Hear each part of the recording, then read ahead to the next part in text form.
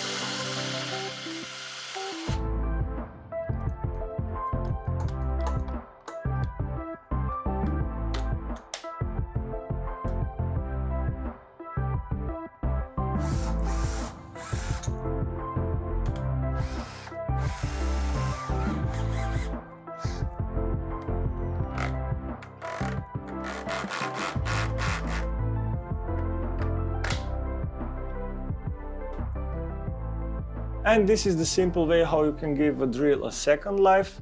From this battery to this battery, you only need to download the file, 3D file, and printed it, and then attach to the drill. And if you don't have a 3D printed, you can buy it from me. I'm selling this assembled with pins and wires, so you don't have to be worried about attaching the pins. And for price and how to buy it, check below into the description. And this is it for this video. Thanks for watching. I hope you like it. Don't forget to subscribe, and see you in the next video.